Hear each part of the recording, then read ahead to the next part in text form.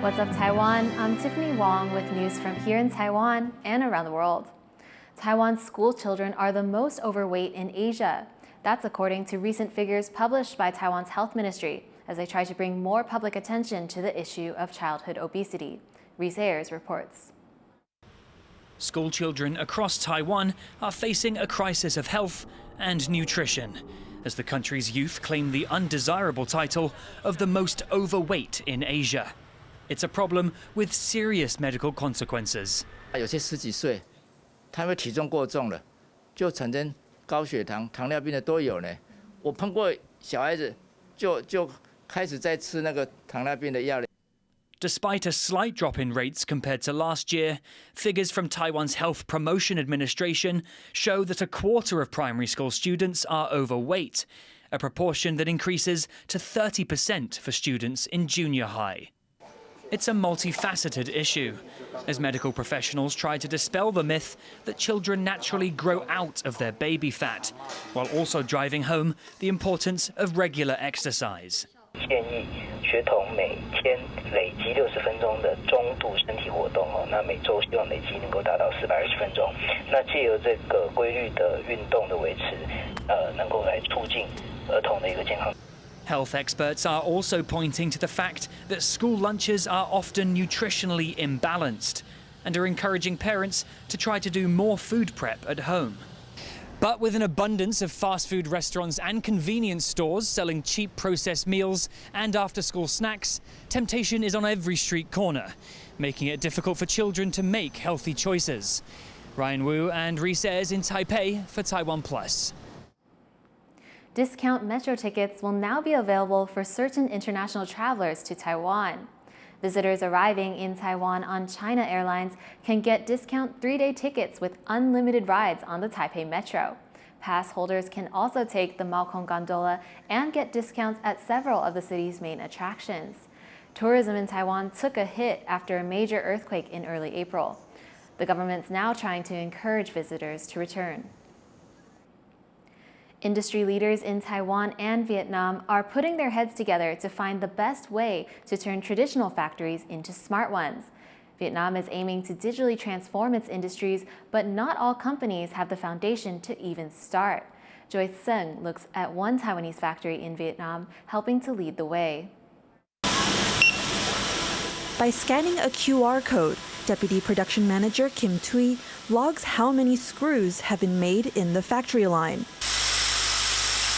She works at Anchor Fasteners, a Taiwan-owned company in southern Vietnam. Every day, they make tens of thousands of screws of varying shapes and sizes for top-tier motorbikes from auto giants Honda and Yamaha. On this computer, Kim can track each piece at different stages of production on a centralized online system, a process that used to involve filling out stacks of paper spreadsheets. Dạ cũng không ạ, nó đơn giản hơn là mình học ở đóng tay như bình thường. This is all part of the factory's effort to go digital. Getting production lines online is a way to stay competitive in Vietnam, a nation working to rebrand itself from a cost-effective manufacturing hub to one capable of high-tech projects. Social scientist Chen Ti-mong Thuyen has watched her country evolve and says digital transformation is crucial if Vietnam wants to become a developed economy. We already have some significant results, especially in the e-commerce, digital banking and online tourism. The middle income also increasing dramatically in Ho Chi Minh City.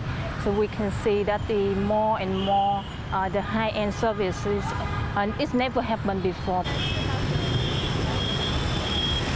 Vietnam is looking to pull off an industrial revolution using the world's latest smart factory technology and artificial intelligence.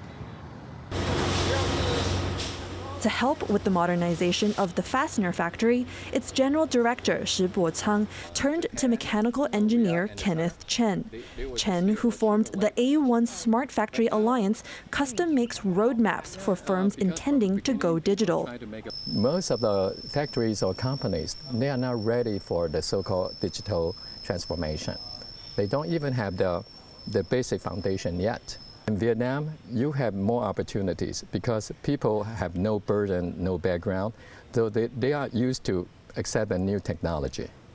Chen says the key is to start small and do it in stages, like computerizing data from different parts of the factory and gathering them in a way machines can process and in the future act on. This frees up employees from simpler, repetitive tasks and lays the foundation for more ambitious upgrades. One example of how this factory can up its digital journey is with those cameras up there. Right now, they're part of a surveillance network to monitor the shop floor. But these cameras could have another purpose in the future by integrating AI. What that would look like is that an AI-trained camera can see a gesture or motion like this and automatically signal to machines to change a control. Ultimately, for factory head Shi, upgrades must make sense for the business and be practical for employees. 你所有的改善都必须员工养成习惯，员工如果没有养成习惯，你再大的改善，你也是回到原点啊。 Execs like Shi and Chen are working with other tech advocates across different sectors, from software developers to professors, training the next generation of engineers.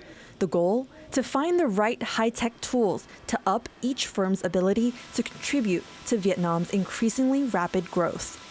Eason Chen, Allison Nguyen, and Joyce Sen in Ho Chi Minh City, Vietnam for TaiwanPlus. Be sure to tune in later today as TaiwanPlus speaks to budding Vietnamese engineers to learn about their tech aspirations for their country.